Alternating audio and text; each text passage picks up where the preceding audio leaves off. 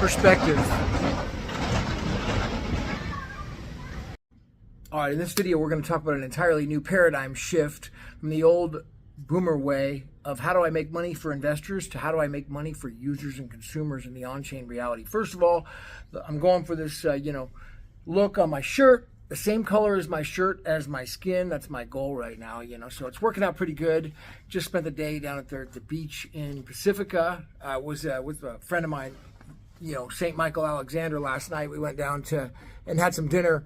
I had some dinner at this place in Pacifica, and, it's St. Michael. I arrested the district attorney, Alexander. Good freaking friend of mine, famous guy on YouTube, and just a all-out legend in the courtroom and in the legal system, and a hero and mentor of mine. So I spent the day down at the beach. Pacifica got a lot of sun, a little too much, and, I don't believe in sunblock, so it is what it is. Here's the bottom line, though. There's a space on Friday that CoinGeek hosted. Alex.Sats and Jack and Zach Wins are the hosts of it. And then they had it on Jack Liu and Raphael. And they also had on Jimmy and JP, some other speakers that were really good. And they got me really thinking about something that I think is extremely important, because we got this mindset, I come from this world where it's always about, if you're a business person, let's say an entrepreneur like myself, it's all about how do you make money as a business? Or if you have investors, let's say, which I don't, but let's say you do, how do I make money for the investors? How's the business going to make money so we can all thrive? Well, it's like the old way of thinking, and there's an entirely new concept happening right now, and it's been happening, but it's about how do we make the users, the consumers, money immediately. And if we're not doing that as a business, as a Bitcoin business, then it's time we change. It's time that we shift our mindset and we figure out how to do that, and how to do that now. Because if we're not doing that, someone else is. Guess what? We don't get the users then. We don't get the consumers. They don't have anything to do with the product or the offering, whatever the business has. Because in the old world, they go to Yelp or they go to these companies that get, buy a car wash from my company and the 10th car wash is going to be free. Or I go to my buddy's water store and I get points. Every time I fill up my water, I get redeemed in points and I can get free water, better points in my next purchase. That's an entirely old mentality. I get it. It's the current mentality that we're living in right now. But there's a new world happening. It's already happened. And it's about on-chain, which is the Bitcoin blockchain, and how this is all going on. Where businesses now are offering consumers, users, ways to make money today, now, through tokenization, through tokenomics.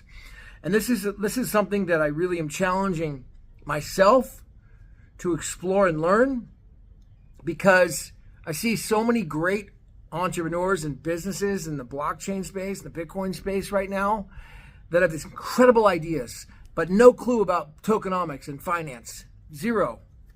And I'm here to say that we've got to challenge ourselves and open our thinking, open our minds into changing our mindset to saying, what's in it for the freaking user?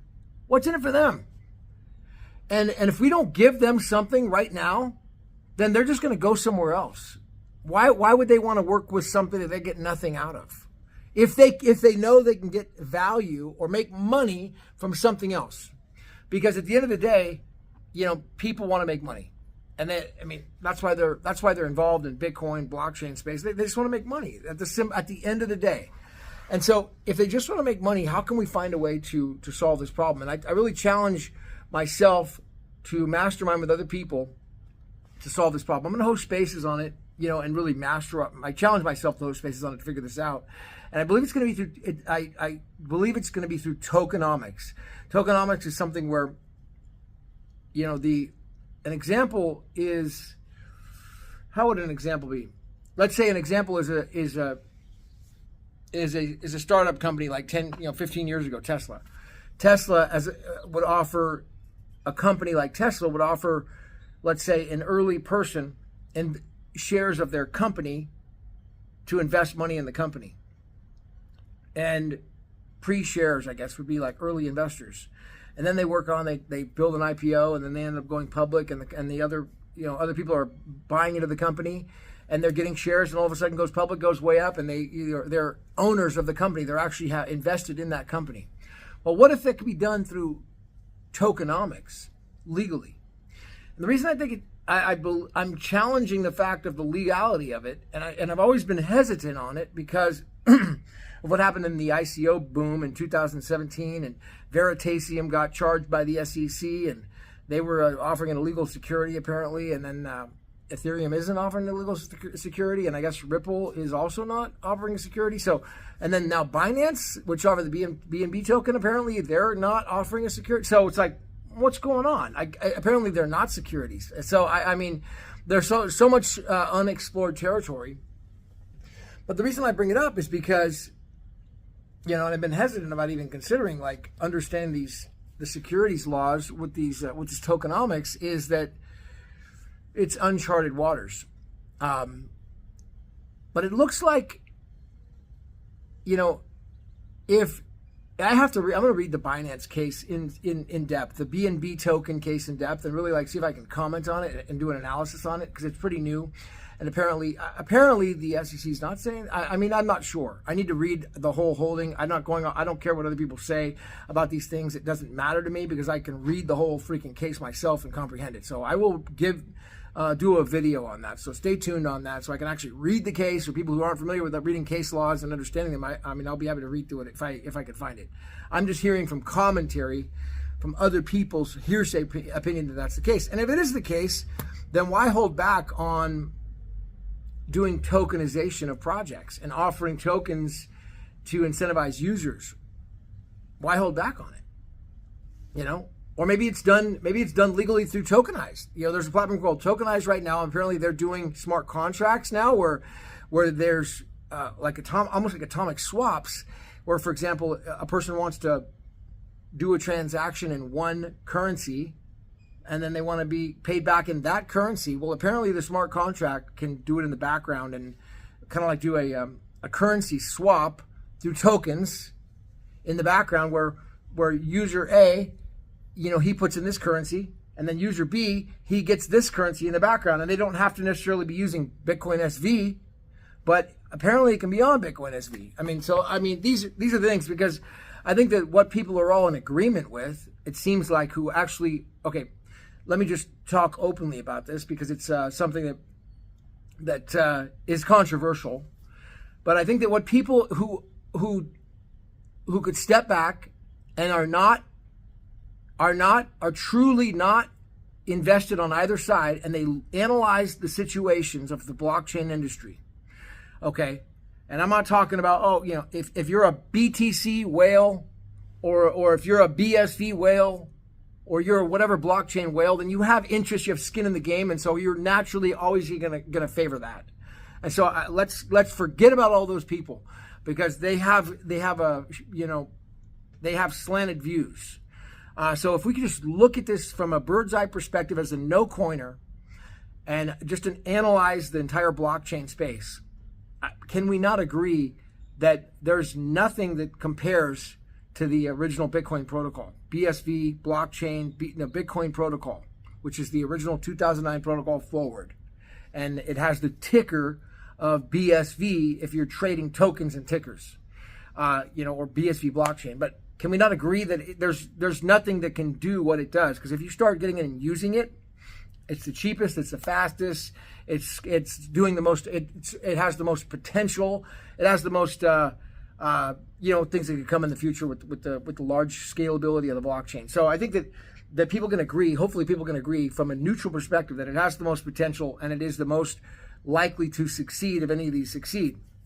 The problem is that all of these, what I'd say is the liquidity is on Bitcoin Core, the big, the BTC chain. And so the liquidity is all in there. So, if we can't come together in some sort of harmonious way with bringing these projects together, uniting somehow, then it's just always going to be this endless infighting. Oh, Craig Wright is Satoshi. Craig Wright's not Satoshi. Craig Wright's a fraud. He's not a fraud. It's like he's going to appeal the case. The case isn't going to get. It's like I'm a big part of part of talking about that ad nauseum about Craig Wright. And at the end of the day, does it really even matter? Well, it might matter for the BSV ticker or chain for the price to go up. It might, maybe it does. Okay, but at the end of the day, does it really matter with the technology? Probably not. So if we could put that stuff aside and the personalities and the hate towards anybody aside, and just think about change our mindset to like, how do we make money for the user now? Because if we're all focused on everybody making money together, not in a Ponzi scheme mentality, I'm not talking about that, but in a legitimate business, okay, that's happening right now. If we could change our mindset to how do we make money for the user, the consumer, not the investor, not just the company, how do we get money in their pocket now? Then they're going to want to support it because they're interested in they're interested in making money.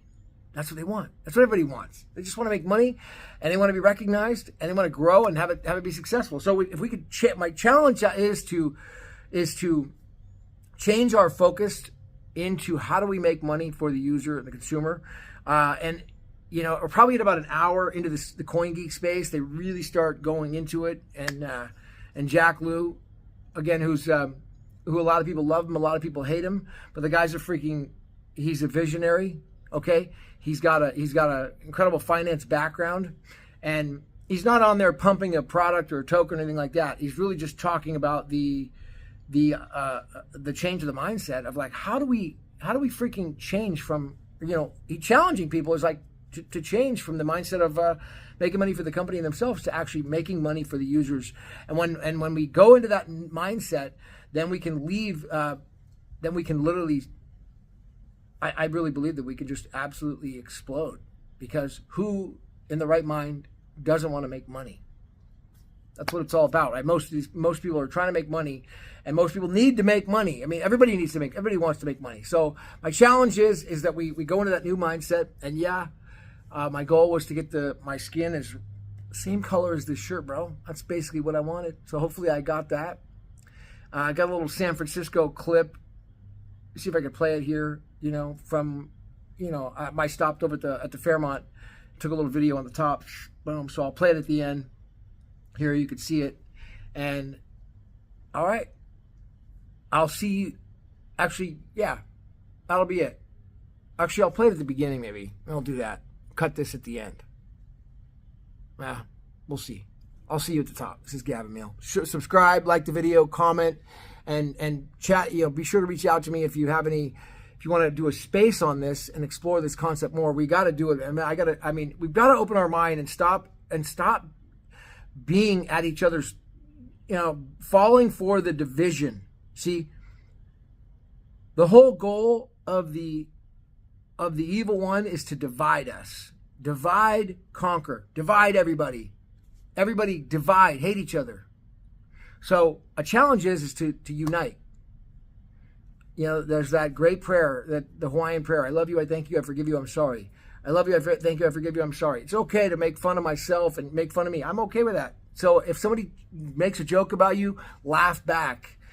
Point out the obvious joke, which is my skin looking the same color as this shirt. That's an obvious joke, and people are going to make in the comments. All right, make it up. It's fine. You can rap about that. It's great, and have fun with it. But I challenge people to stop. To try to unite and create harmony in the space, as opposed to just constantly fighting. So, all right, that's all I got. I'll see you at the top.